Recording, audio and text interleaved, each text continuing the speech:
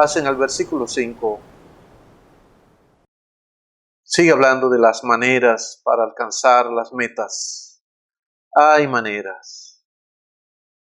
Hay maneras. Y el versículo 5 nos da las sugerencias, nos da la clave para que logremos esa madurez. Fíjese el consejo de la palabra gentileza.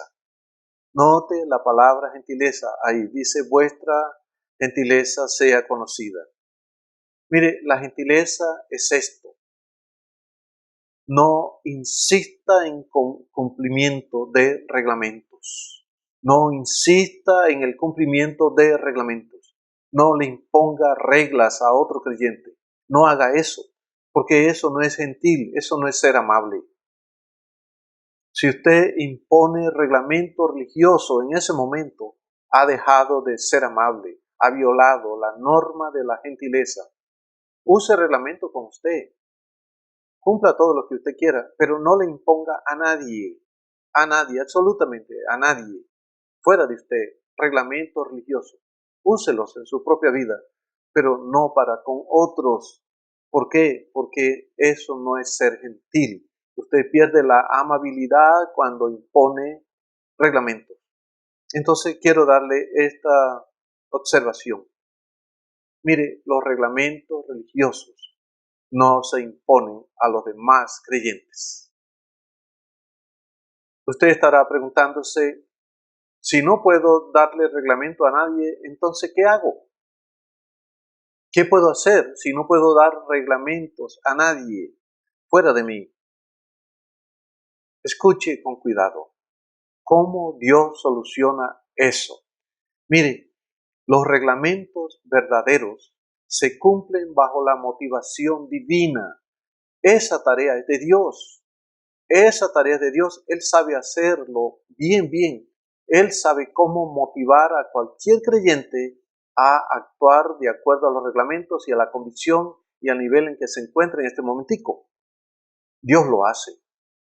Dios lo hace. No se eche esa carga en usted porque a nosotros nos sale mal. Y voy a decirle por qué nos salen mal cuando aplicamos reglamentos a otra persona. Permítame ilustrarle con la experiencia en la casa nuestra, en cualquier hogar nuestro, lo que ocurre. Fíjense, nosotros tenemos reglamentos para adultos. Para los adultos aplicamos un reglamento. Ejemplo, cuando estamos a la mesa, en la comida, y hay adultos y hay niños. Para el adulto, el reglamento dice, vamos a decir que el reglamento dice no deje caer comida a la mesa o al sitio donde come. Ese es el reglamento para adulto. Otro reglamento, quizás no debe masticar duro, que se escuche su boca mientras come. O quizás mostrar la comida en la boca porque es de mal gusto.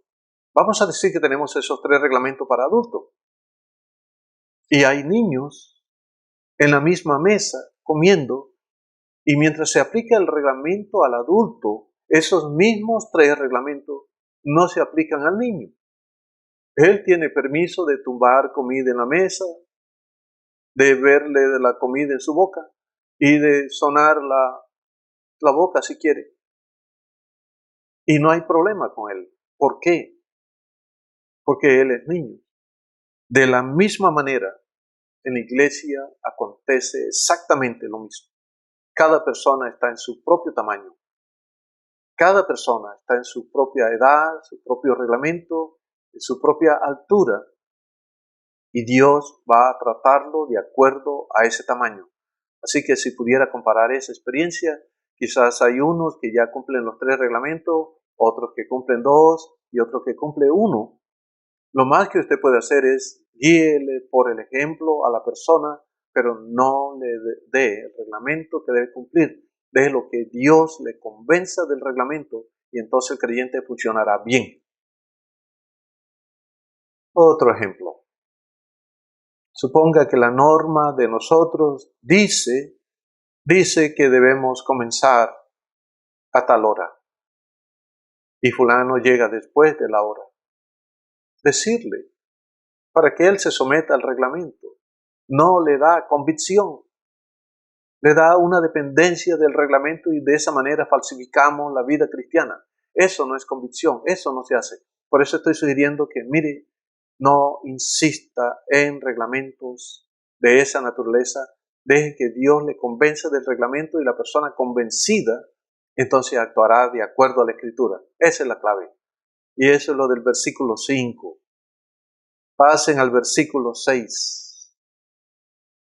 Ese versículo tiene que unirlo con el versículo 5. Si no lo une con el versículo 5, va a abusar el versículo 6. Note que el versículo 5 habla de la gentileza, de los reglamentos, de eso habla.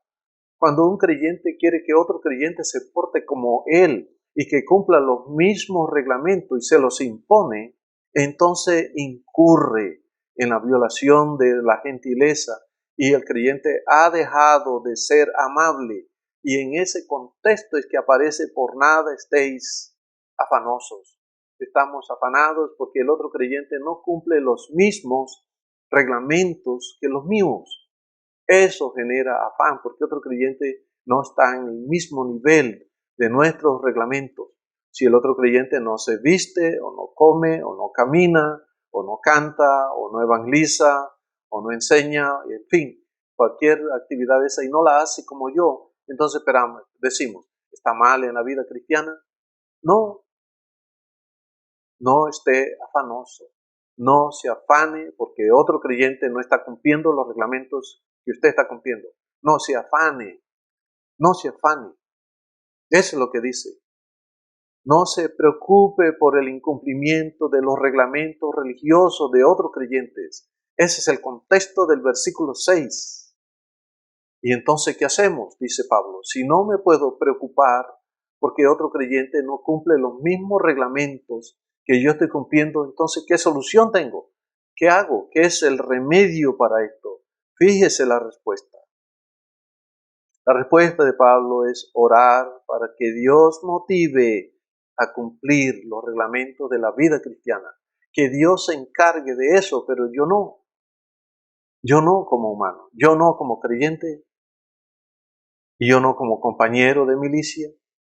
En fin, no lo haga. Sugiero lo siguiente. Mire, cúmplalo usted, guíe a otros creyentes por su vida cristiana. Guíelos por su vida cristiana, pero no le diga. Mire, no le diga los reglamentos que debe cumplir, porque los enseñamos a ser legalistas y ya lo hemos hecho. Ya nos hemos caído en eso más que una vez. Entonces, ore que Dios convenza a los creyentes de la Escritura y en consecuencia los creyentes van a cumplir los reglamentos de los cuales estén convencidos por Dios. Establezca personalmente la relación con Dios y ore genuinamente por los creyentes para que Dios actúe. Si ve que no están cumpliendo los reglamentos, que usted no está satisfecho, ore para que Dios les dé convicción a ellos de los reglamentos. Ese es el contexto de Filipenses 4:6. Es el contexto primario. Por nada estéis afanosos, no esté afanado porque otros creyentes no están creciendo de la manera que usted considera que deben estar creciendo. Pasen al versículo 7.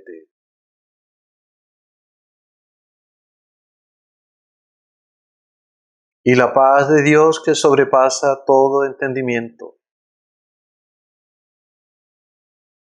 Le doy una conclusión de ese texto para que tenga una idea general. Mire, la manera incluye reconocer que Dios lo hará a pesar de nosotros. Descanse, descanse, no se preocupe. Deje de esta carga a Dios. Deje de afanarse por eso, descanse. Fíjese en las palabras que usó. Note la palabra paz.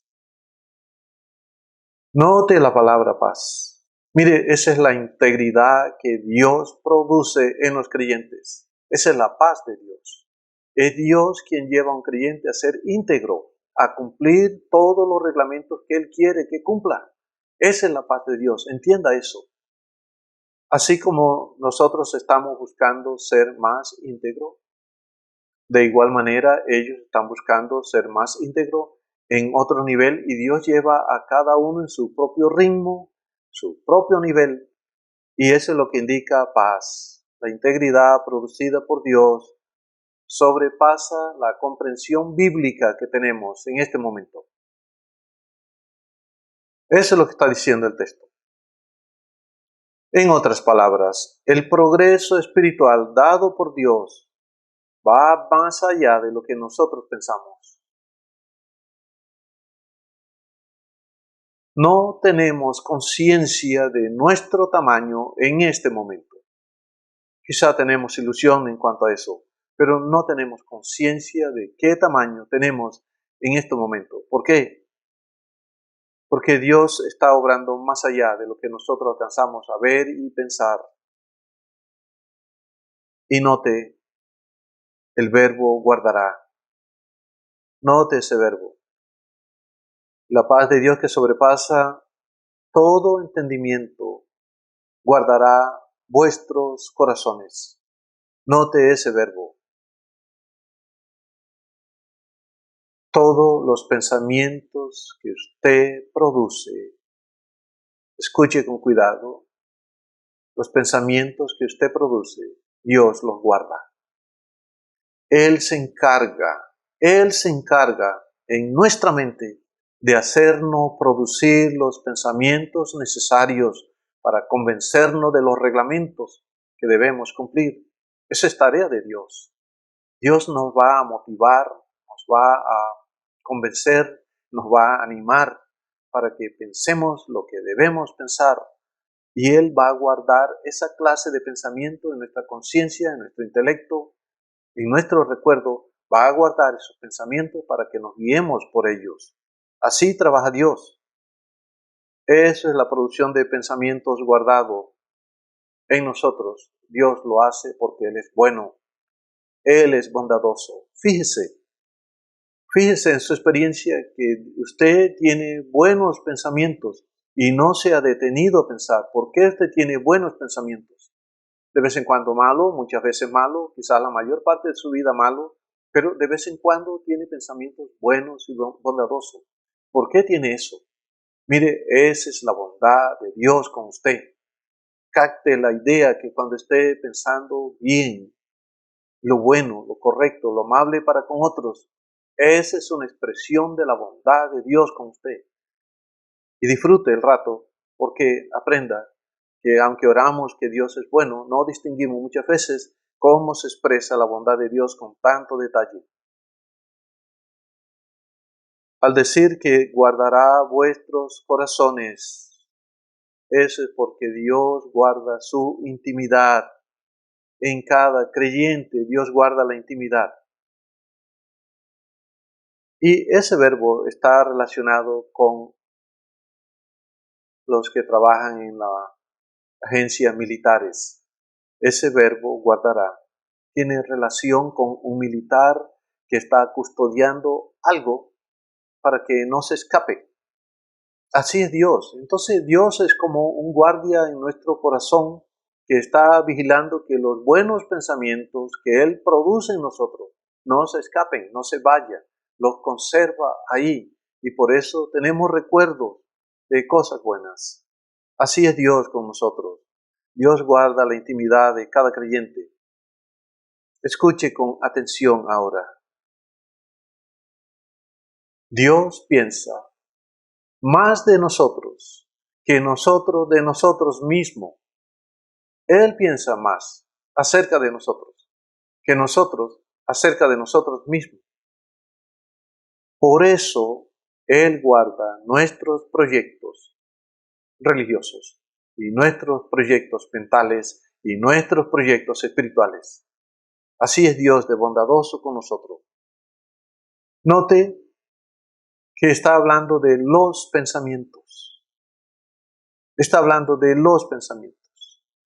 En consecuencia, pasen al versículo 8. Hay un título en su Biblia, en negrilla, arriba, en el versículo 8, dice: en esto pensad. Muy brevemente voy a emitir 9 conceptos. 9 conceptos que están ahí, del listado que aparece ahí. Porque mire, si usted piensa en esos 9 elementos que menciona el versículo, usted va a lograr la madurez según Dios. Entonces, el pensar sano es descrito en ese versículo. Versículo 8. El pensar sano se describe bajo 9 aspectos. Así que mi recomendación es esta: piense en estos 9 elementos que voy a mencionar a continuación, que son los que están ahí en el versículo. Fíjense en el verbo pensar. Al final, voy a comenzar por ahí porque es el verbo principal. Pensar. ¿Qué está pidiendo Dios con ese pensar y esa clase de verbo? El verbo que usó en el Nuevo Testamento es el verbo lógico. Lógico. Entonces Dios pide un pensamiento lógico de acuerdo al carácter de Él. Esa es la primera idea. Usted tiene que pensar de manera lógica de acuerdo con el carácter de Dios. Ese es número 1. Número 2. Note la palabra verdadero. Piense en lo verdadero. Lo verdadero incluye 3 aspectos. Si usted va a pensar en lo verdadero, eso incluye 3 aspectos. Número 1, Dios. Dios es verdadero. Número 2, su palabra es verdadera. Y número 3, su decreto es verdadero. Así que si va a someterse a ese principio verdadero, piense en Dios, piense en su palabra y piense en su decreto. Sigue la palabra honesto. Lo honesto es todo aquello que usted pueda reverenciar porque es sagrado. Eso es lo honesto. Hay cosas que son dignas de admirar porque están por encima de nosotros en un sentido ético, moral y espiritual, y le rendimos reverencia. Ante eso hacemos reverencia, es decir, bajamos la cabeza y hacemos como los orientales, este signo con la mano y con la cabeza inclinada hacia el suelo, en señal de reverencia, en señal que eso es honesto, eso es algo que debemos elogiar. Número 4. Todo lo que es justo. La palabra justo. Eso indica el equilibrio social. Es decir, lo que es conforme a la rectitud divina. No sea imparcial. Evite ser imparcial. Si hace juicio, su juicio debe alcanzar a todos por igual y no a algunos. Y eso dejar a otros por fuera. Entonces sea equilibrado socialmente en sus juicios y en todo lo que haga. No vaya a favorecer uno y a dañar a otros, porque eso no es justo. Siguiente, lo puro. Eso es lo que está libre de contaminación, es decir, sin pecado. Lo puro es todo aquello que no ha sido o no tiene contaminación y por lo tanto sin pecado. Número 6, lo amable. Es la reacción emocional favorable que no impone normas. Lo amable es la reacción emocional favorable que no impone normas. El buen nombre es la voz divina como un relato brillante o claro, una exaltación de una historia. Ese es el buen nombre. La virtud es una estimación prominente o aquello que conduce a sobresalir, lo que excede por su calidad a lo demás. Y el 9 y último, lo digno de alabanza, es una historia sobresaliente. Es decir, lo que nosotros llamamos ahora seguir hacia la excelencia. Escuche con cuidado ahora. Si usted se ocupa de esos 9 elementos y los aplica diariamente a su vida, Dios dice que usted va a lograr la madurez. Si usted mete estos 9 elementos a su mente, lo lógico, la verdad, la reverencia, el equilibrio social, una vida sin pecado, la reacción emocional favorable, lo brillante, lo sobresaliente y lo excelente, logrará la madurez. Y esa es nuestra meta mientras logramos seguir adelante en los estudios de Filipenses.